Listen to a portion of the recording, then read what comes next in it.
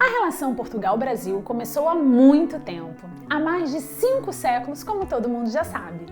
Mas, de uns tempos para cá, a relação entre os dois países tem ficado cada vez mais estreita. E essa ponte aérea tem sido embalada por uma trilha sonora composta por canções de artistas portugueses e brasileiros. A Sociedade Portuguesa de Autores representa os interesses de mais de 20 mil autores portugueses e estrangeiros e gere os direitos dos autores. A SPA é uma cooperativa fundada em 1925 para a gestão e representação dos direitos de autor de todos os segmentos artísticos. Já a União Brasileira de Compositores é uma associação dirigida por autores cujo principal objetivo é a defesa e a promoção dos interesses dos titulares de direitos autorais, além, é claro, da distribuição dos rendimentos gerados pela utilização das músicas.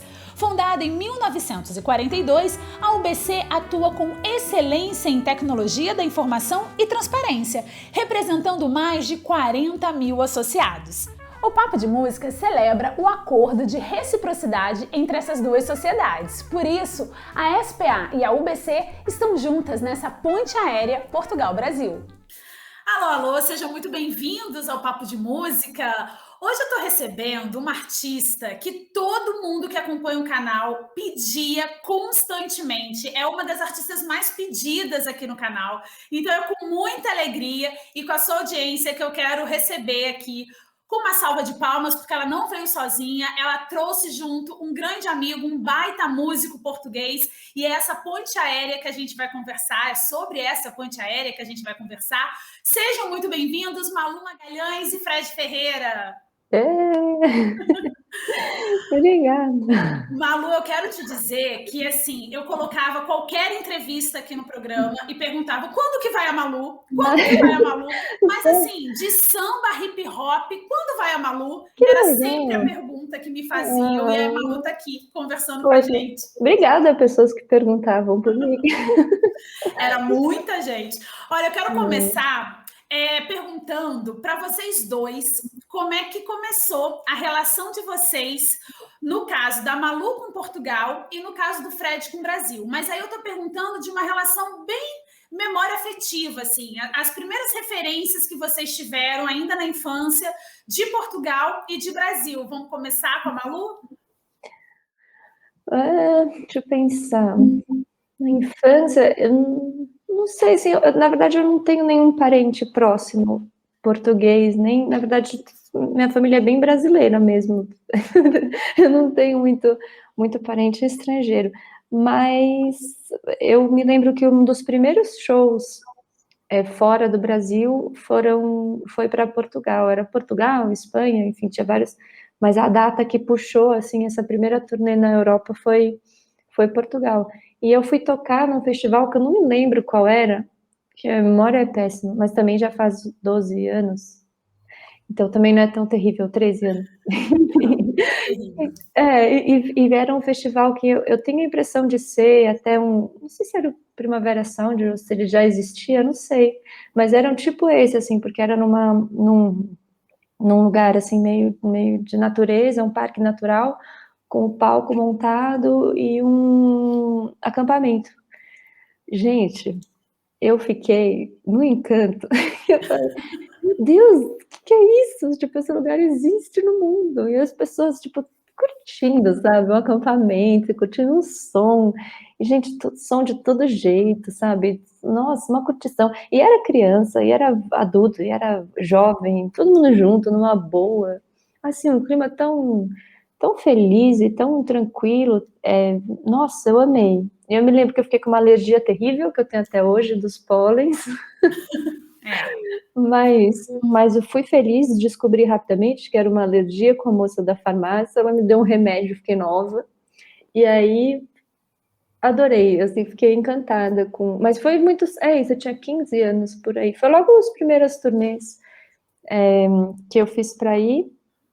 Então, acho que a minha relação afetiva começou aí, num festival, achando Portugal um lugar, assim, maravilhoso. Realmente, eu só fui para aí, depois para Lisboa, então não conheci o país inteiro, né, dessa primeira vez, mas amei. Aí já, Acho que eu já conheci você, Fredinho, dessa vez. Ou foi da segunda?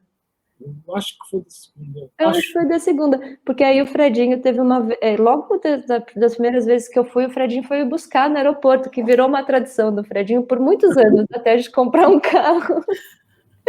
Que a gente comprou só quando a Luísa nasceu. Então, assim, durante uns 5 anos o Fredinho ajudou a gente. O Fredinho era quem buscava no aeroporto, junto com várias malas.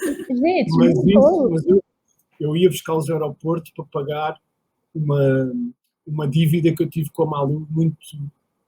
aliás, não é uma dívida, o ensinamento que eu tive com a Malu que foi o mais importante que eu tive. Foi a primeira vez que eu conheci a Malu, que a Malu ensinou-me, eu não sei como é que vocês dizem, palito. Palito. A Malu, a primeira coisa, não foi a primeira coisa que me disse, mas foi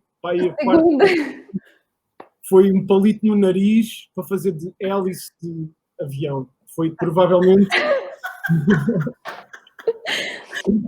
E eu fiquei com essa gratidão tão grande que tenho que ir buscá-los sempre ao aeroporto depois de eu ter aprendido esse truque. Olha, Fred, tem um batalhão de pessoas aqui no Brasil que pode te ensinar isso também, tá? Só para te avisar. Eu não sabia. Aqueles conhecimentos bem de restaurante, da gente ficar assim no restaurante e tal. Olha o que eu sei fazer com palito. Com a orelha, com a sobrancelha. Gente, ô Fred, e você? Qual é a sua lembrança mais afetiva e longínqua que você tem do Brasil? Então, a minha avó paterna é brasileira, é carioca. Então, a nossa vida em Portugal sempre temos uma parte da família do Brasil, então sempre tivemos uma ligação muito grande familiar com o Brasil. E depois, musicalmente, nós temos um grande amigo nosso cá, que é o Henrique Amaro, que me mostra muita música brasileira e começou a minha paixão musical também pelo Brasil. E a primeira vez que eu fui ao Rio foi para ir ter com o Marcelo e fiquei lá com ele 10 dias, vimos 11 shows em 10 dias. Foi um festival. Olha, época áurea, viu? Porque, infelizmente, hoje, se você vier para o Rio, você não vai ter essa fartura de shows, não, porque a gente está precisando de shows aqui. Ô, Fred, me diz uma coisa. A gente está aqui falando especialmente para um público brasileiro que conhece muito o trabalho da Malu, porque ela é uma artista muito conhecida por nós aqui, desde muito nova. Ela já é uma figura pública e faz muito sucesso. Mas eu queria que você contasse para a gente um pouquinho da sua trajetória. Eu sei que seu pai é um grande músico português, que você já passou por várias bandas, que você tem um trabalho solo lindíssimo, Amor Encontra-te no Fim. Para começar, um título desse já vale a entrevista, né? Encontra-te no Fim é muito bonito. E eu queria que você falasse um pouquinho para o nosso público da sua trajetória musical. Como o meu pai é um super músico, tem uma banda muito grande cá, que tem 40 anos, acho eu, de carreira, 42, por aí. Eu nasci já quase em cima do palco com eles, então desde sempre acompanhei os espetáculos deles e viajava com eles, então desde muito cedo que eu quis ser músico. E fui fazendo a minha carreira, fui tendo os meus projetos, até ir consolidando mais e ter conseguido dedicar-me só à música, que já aconteceu há alguns anos, mas foi um trabalho difícil, de muita dedicação e de trabalho de muitos ensaios, mas há uns bons anos fiquei dedicado só com música e tenho feito discos com as minhas bandas, com a Ovelha Negra, fizemos com a Banda do Mar, com outros artistas e bandas que eu tenho de amigos, com amigos meus, e depois fiz este disco a solo há 2 anos atrás, e acabei um disco novo agora, que estou até a mandar hoje para a fábrica de vinil, que vai sair em setembro, acho eu, não sei, setembro ou outubro, por aí. Já estou ansiosa para ouvir. Malu... É diferente desse. É diferente, mas é instrumental também? É instrumental. Lindíssimo esse disco, gente. Convido todo mundo para ouvir. Eu vou colocar na legenda desse vídeo o link para vocês ouvirem esse trabalho, o link também para a Esperança, que a gente vai falar já já. Ô, Malu, você já está aí em Portugal há bastante tempo. Você circula muito entre os músicos contemporâneos e a gente costuma dizer que, de uns tempos para cá, Lisboa, especialmente, é o epicentro da música lusófona, né? A gente está com uma Lisboa efervescente. Eu queria que você falasse um pouquinho da sua perspectiva. O que você acha que a música brasileira e a música portuguesa têm em comum? E essa música contemporânea que está sendo feita? Eu acho que eu vejo muito um traço assim comum das nossas culturas, que é assim, não sei se sentimentalismo, não de uma maneira pejorativa, mas um elogio mesmo, assim. Eu acho que a nossa produção cultural gira muito em torno disso, assim, de sentimentos e do amor e não sei, pelo menos a música que eu consumo, né? E eu acho isso bonito, eu acho isso interessante, reflete um pouco também da maneira amorosa, né, com que a gente lida com as coisas e que as nossas culturas têm. A gente é bem afetivo, acho que esse afeto é bem importante, e eu vejo isso em comum, e claro, eu acho que os artistas, eles também são tão particulares, né, que é difícil, assim, comparar de uma maneira geral, a produção brasileira, a produção portuguesa. Eu não sei, eu vejo, lá em Lisboa eu acabo consumindo bastante também música eletrônica. Eu gosto bastante, eu não sei se é porque eu tô mais ali, assim, tipo, né, quando eu venho aqui pro Brasil, eu acabo indo também para as mesmas casas de shows e para os mesmos teatros que eu ia há um tempo. Eu ainda não conheço tão bem a cena eletrônica daqui, acabei não fazendo eu não sei, quando eu venho pra Transição. cá, quando eu venho pro Brasil, eu fico mais consumindo música acústica, e quando eu tô lá em Lisboa, eu acabo consumindo mais música eletrônica, enfim. Mas eu acho que são coisas que se misturam, e a música tá cada vez mais misturada. Eu sinto que a própria a coisa da categoria, com o tempo, tá passando. Você vê, sabe Ainda quando bem, né, Malu? Que essa coisa chata ter que rotular gênero, gente. e aí fica uma coisa depois, assim, tipo, qualquer música que você faz diferente já é uma notícia. Ah, fulano de tal, se aventura na música pop, aí você fala, não é aventura, tô tentando fazer uma música. Mas o que eu acho legal é essa tendência, você vê até do ouvinte, assim, as pessoas não estão mais tão fechadas em gêneros, né? Até o consumo de música no streaming, com essa coisa das playlists, né? O consumo virou muito mais para feelings, tipo assim, mood, né? De você escolher uma playlist que tem um certo sentimento, mais do que uma playlist de gênero. Eu acho isso tão legal, porque a música é uma coisa tão humana e tão necessária, tipo assim, é a mesma coisa que você ter que comer só uma categoria de comida.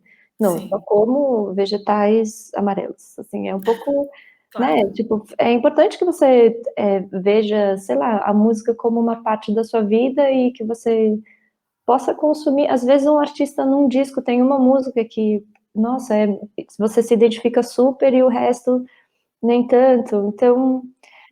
Enfim, eu tenho gostado, assim, desse caminho da música. Isso tudo para dizer que é difícil categorizar o Brasil e categorizar Portugal, porque os artistas são muito únicos, então é um pouco difícil fazer, assim, um panorama da música, né?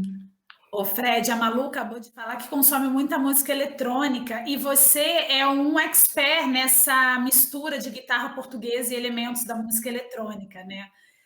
Na sua opinião, claro, como é que você acha que é possível modernizar um gênero, mas sem violar as bases desse gênero? Isso é uma pergunta.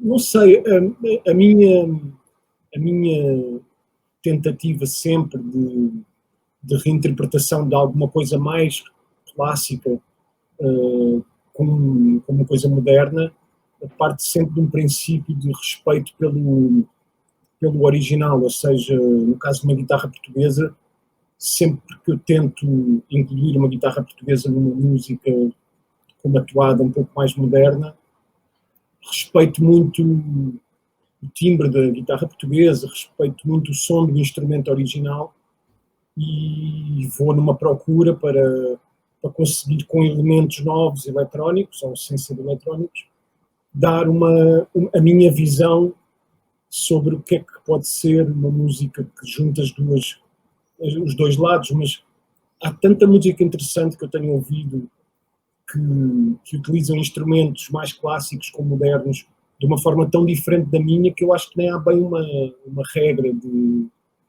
dessa utilização. Acho que a imaginação de cada um é que faz com que depois tenhamos surpresas sempre fantásticas, e realmente sinto que em Portugal a música está num bom momento, sinto que o Brasil também está num momento muito bom.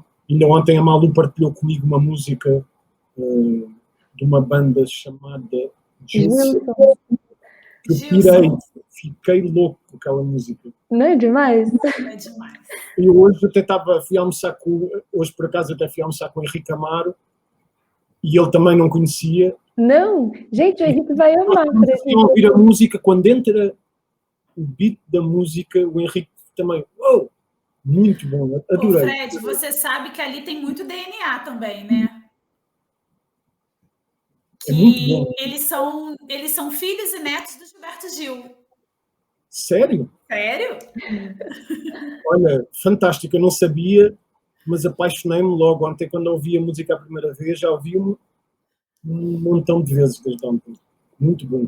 E então acho que o confinamento, por um lado, a pandemia trouxe coisas muito horríveis, mas fez com que também comece a surgir cada vez mais música nova, coisas diferentes, e estou ansioso pelos tempos que vêm agora, porque acho que musicalmente, e não só, mas neste caso musical, vão surgir coisas novas, interessantes, muito boas. Ô Malu, sobre surgir coisas novas, pegando esse gancho do Fred, você lançou um disco que tinha, num primeiro momento, sido feito para ser lançado em 2020. E não é simplesmente um adiamento, é um adiamento por uma causa muito específica e que afeta muito a humanidade. E aí eu queria saber sobre ressignificados, assim, o que você ressignificou nesse disco, além da capa, que eu não sei qual seria a capa anterior, mas essa capa foi muito bem escolhida, é linda. O que foi ressignificado nesse disco, nessa esperança? Tudo. Primeiro que, assim, ele ia sair no começo de fevereiro, né? E aí ia chamar Felicidades, ou seja, não podia ser mais... não tinha nenhum sentido mais, assim, lançar um disco no começo chamado Felicidade. Ninguém estava feliz, assim, tipo, não tem como. Nem eu, nem ninguém. Tava uma coisa assim, tipo... E eu não sei, aí eu resolvi guardar, e também foi, claro, foi um ano muito ruim, né, ano e meio, assim, muito difícil para todo mundo. E na nossa família não foi diferente, quantidade de perda que a gente teve, enfim, várias situações difíceis, aí a gente teve que passar vários meses também, olha, não, tudo ruim para todo mundo, né? Então eu não tive, desde que eu decidi não lançar quando foi fevereiro, que teve essas primeiras notícias e tal, demorou muito para ficar minimamente viável outra vez, né? E eu peguei a mim também como referência de viabilidade. Demorou até eu voltar a trabalhar, assim, sabe, com o coração mesmo, de não... Ai, peraí que o gato tá preso aqui no fio. E foi mais ou menos agora, assim, eu acho, tipo, o que há uns 3 meses que eu senti que, com esse avanço da vacinação, também uma noção, assim, de que a gente já sabia um pouco mais como controlar as coisas, porque no início aquele desconhecido também era um pavor total, né, tipo, nossa, o que é isso, como é que pega, por que tá tanta gente, enfim, todo mundo perdendo familiares, amigos, uma coisa, assim, ainda não acabou, né, mas... Pelo menos agora a gente já sabe, não, máscara, enfim, higiene, não pode aglomerar, né, manter esse esse conjunto de precauções. Eu acho até que as músicas, elas sim, ganharam sim um novo significado. Por exemplo, as músicas festivas, elas ganharam um significado de confirmação, assim, sabe, de força, que eu acho que elas não tinham. Uma música feliz e leve, antes da pandemia era uma música feliz e leve, agora é quase que uma conquista, assim, uma coisa que você tem que dizer e afirmar e falar, não, eu preciso da felicidade, preciso da leveza, sabe, estou atrás disso, quero isso para mim, não sei, eu sempre achei que a felicidade era uma conquista, sabe, tipo, para mim, e acho que eu vejo isso, assim, à minha volta. Então, não sei, eu sempre valorizei muito e respeitei muito uma manifestação de felicidade, de alegria, acho que isso é uma conquista, né, por si. Mas, fora isso, eu acho que essas músicas alegres, elas tiveram um pouco esse peso maior, de tipo, um alívio também, sabe? Uma coisa de... finalmente, uma coisa pra gente dançar e celebrar e pensar positivo. As músicas tristes, eu não tenho muitas músicas tristes nesse disco, porque eu reparei que, tipo, se eu fico repetindo as coisas tristes, eu continuo triste, então pareceu um mau negócio. Eu realmente, assim, fui evitando as músicas tristes ao longo do tempo, agora eu tenho tentado cantar mais as músicas felizes, então teve uma ou outra música triste só nesse disco, e aí não mudaram tanto o significado, elas estavam ali enfrentando... Contextualizadas. Tipo, estava meio triste, as pessoas também estavam um pouco tristes, então meio que funcionou. Então eu senti uma diferença, assim, nas músicas felizes. Agora, a capa, ela ia ser um pouquinho diferente, era eu sentada numa cadeira com 2 estrelinhas acesas já. E não ficou bom, não sei, eu tava com uma cara meio... Não é por nada, mas tava meio bobo, assim. E aí eu fui procurando no banco de imagens até encontrar essa foto, que na verdade é um pedaço de uma foto. É a Maria, né, que é produtora, ela estava acendendo a minha estrelinha, e aí eu achei tão bonito. Falei, nossa, é isso, tipo, é esperança, né, você querer acender uma coisa linda, assim, Uma chama, né? É a sua chaminha ali. Muita gente acha que é um incenso, mas não é um incenso, é uma estrelinha de aniversário. Mas tudo bem, o incenso também não é grave, ser um incenso, mas é que a estrelinha de aniversário é uma coisa muito bonita. Você já parou para pensar que a humanidade conseguiu inventar um gravetinho que você põe um foguinho e ele brilha, tipo, em forma de estrelinha? É muito maravilhoso. E é uma coisa tão simples, tão infantil e tão significativa, né? E você compra no supermercado. Isso é muito bom. Ô, Fred, na verdade eu vou fazer essa pergunta para vocês dois. Vou começar pelo Fred. A gente está vivendo um período no mundo em que temos que reafirmar a minha profissão como jornalista, a profissão de muitos cientistas e a profissão de vocês como artistas. Estamos vivendo um período em que essas 3 classes, há outras classes também, mas essas 3 classes estão sendo quase que criminalizada por parte de uma sociedade, por parte de um negacionismo que está pairando no ar. Para você, Fred, qual é o papel do artista no mundo assim? Eu acho que estou a ganhar tempo. Estou aqui a gaguejar para ganhar tempo.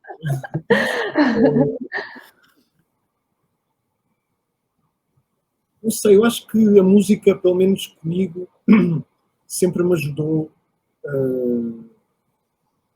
a ver respostas e a estar a olhar em frente, e salvou-me muitas vezes. E acho que toda a arte tem um bocadinho esse papel, não só a música, mas a pintura, a fotografia, o teatro, o cinema, tudo tem esse objetivo ou esse impacto em mim de me fazer sonhar com alguma coisa. E a música neste momento, neste ano e meio que passou, ajudou-me muito a sonhar outra vez e a olhar para a frente e a pensar que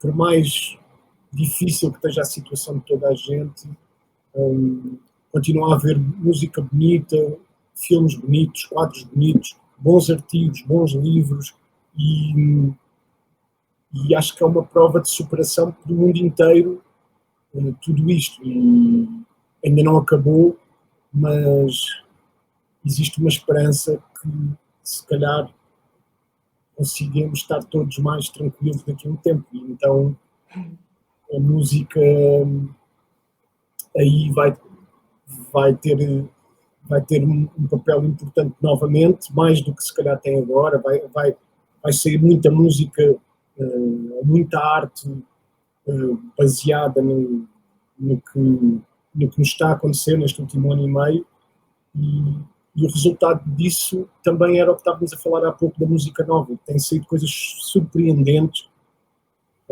não só em música, mas pronto, música, que é o que nós estamos mais a falar hoje, muito reflexo deste problema todo que nós vivemos. Então é isso. Eu acho que para mim faz-me sempre sonhar e andar em frente.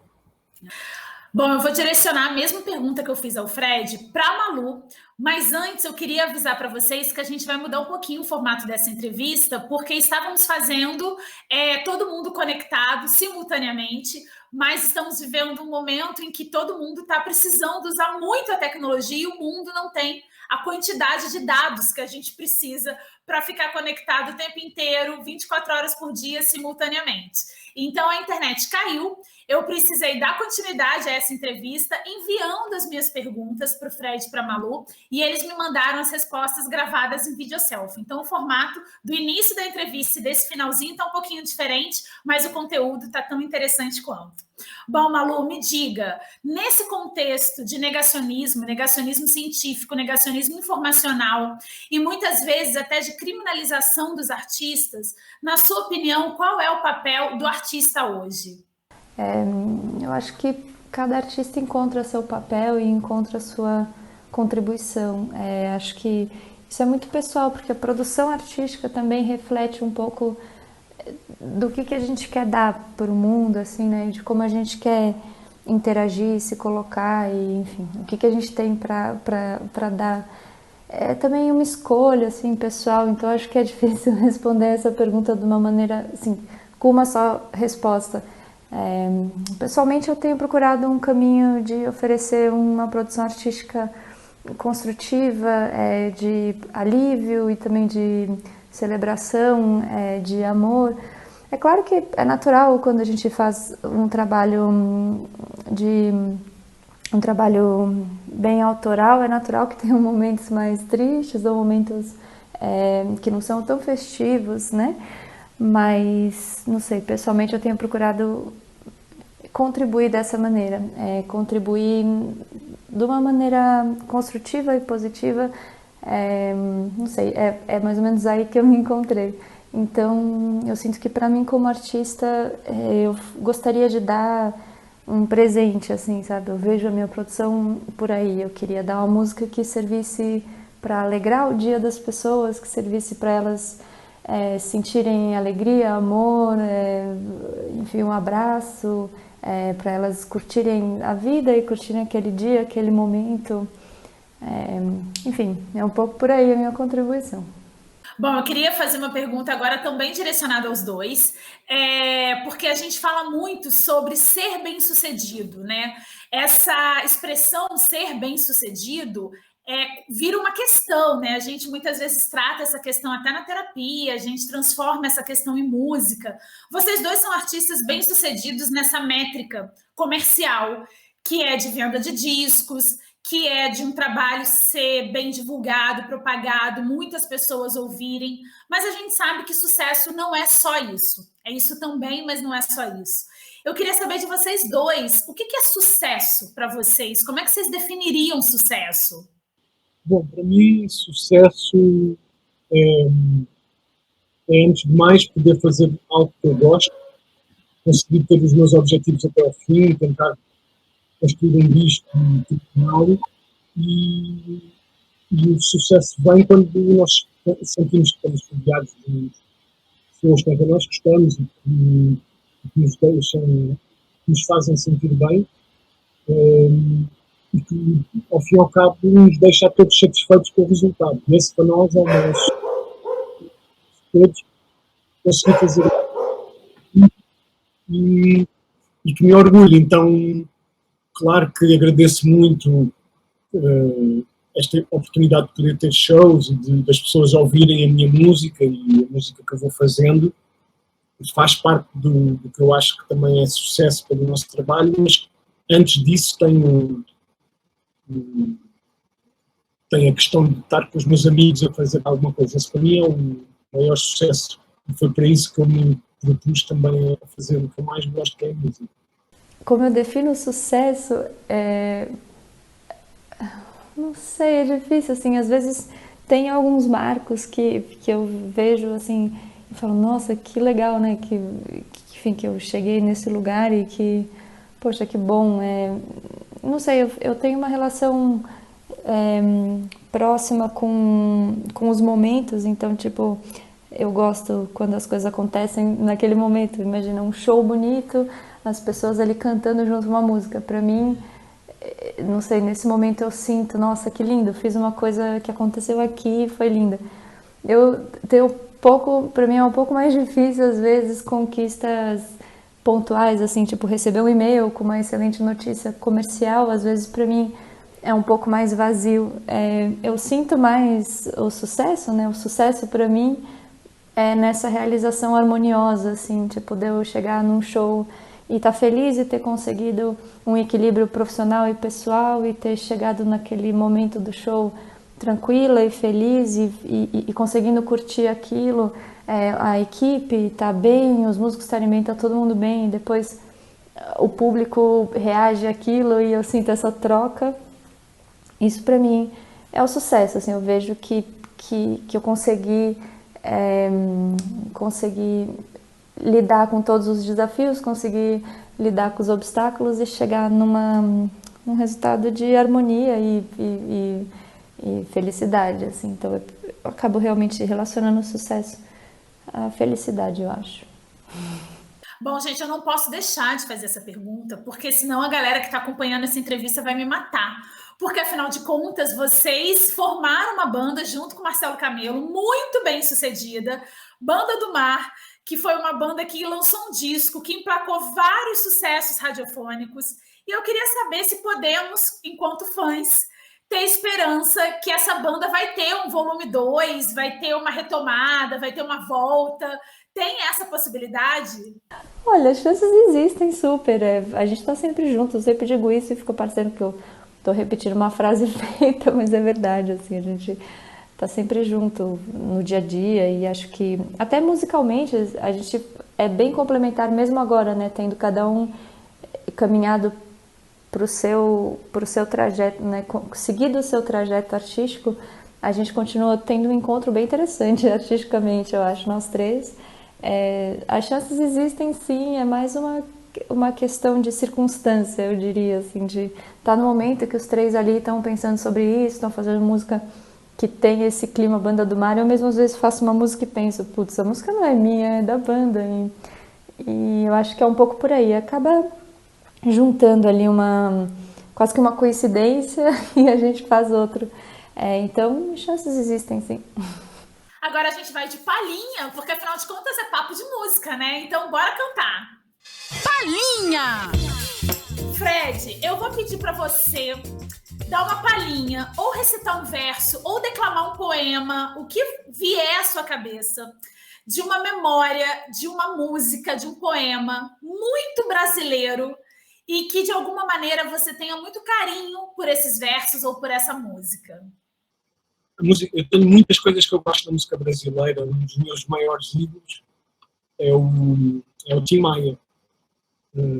Inclusive, o meu filho mais velho chama-se Sebastião, porque o Tim Maia, para mim, é mesmo uma pessoa muito especial. Eu tive a oportunidade de fazer um show no Rock in Rio com os Orelha Negra, a minha banda, e tínhamos que convidar uma pessoa e convidámos o Wilden, que era um grande amigo do Tim Maia, porque nós todos gostamos muito do Tim Maia, mas eu, curiosamente, até estava a ouvir, antes de falar com vocês, uma música que eu adoro também, que é do Belchior, que é o Sujeito de Sorte, que eu não vou cantar porque tenho vergonha,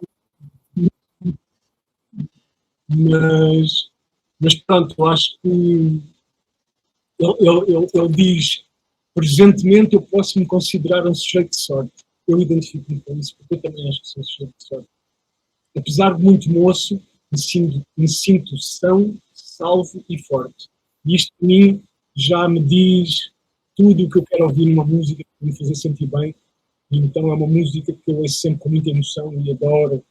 Adorava conseguir cantar, mas além de ter vergonha, não sou top a cantar. Malu, eu vou te fazer a mesma pergunta, só que o contrário. Um poema, um verso, uma canção que você tenha muito carinho, que seja portuguesa, que tenha sido feita em Portugal ou por portugueses e que você, de certa forma, tenha um afeto muito grande por ela. Tem uma música, aliás, tem muitas músicas que eu gosto muito desse cantor e compositor, que é o Antônio Variações. Ele é bem conhecido em Portugal, assim, acho que talvez para o público português ele não seja uma novidade, mas para o público brasileiro acho que é interessante. Adoro ele viveu entre 44 e 84, então infelizmente já não produz mais, mas é um artista muito interessante para a gente ouvir. E a música que acho que representa bastante a estética dele e a composição dele é uma que chama Estou Além, e que o refrão diz: porque eu só estou bem aonde eu não estou, porque eu só quero ir aonde eu não vou, porque eu só estou bem aonde eu não estou, porque eu só quero ir aonde eu não vou. E por aí vai. É uma música muito bonita e uma estética muito interessante. Acho que Antônio Variações seria a minha dica da palhinha. Muito obrigada, Malu e Fred. Eu sou fã do trabalho de vocês. Eu gosto muito do trabalho de vocês. Malu, um beijo. Obrigada sempre. As nossas trocas são sempre muito legais, são sempre muito ricas, muito interessantes. Você é uma baita mulher, que é exemplo para muita gente, para muitas cantoras. A forma como você caminha, como você guia a sua vida é uma forma muito bonita, sua trajetória é muito bonita. Obrigada. Fred, prazer enorme te conhecer. Espero que o nosso próximo encontro não seja assim, através de uma tela, mas sim presencialmente, que você esteja em cima de um palco e eu lá na fila do gargarejo te aplaudindo. Muito obrigada. Obrigada a todo mundo que ficou com a gente nessa ponte aérea aqui no Papo de Música. É sempre uma alegria trocar, conversar e propagar a música e divulgar a música. A nossa ponte aérea está longe de acabar, ela só tem a aumentar, a ficar cada vez mais forte, cada vez mais íntima. E semana que vem eu tô de volta com mais bate-papo. Um beijo, bom final de semana e tchau, tchau!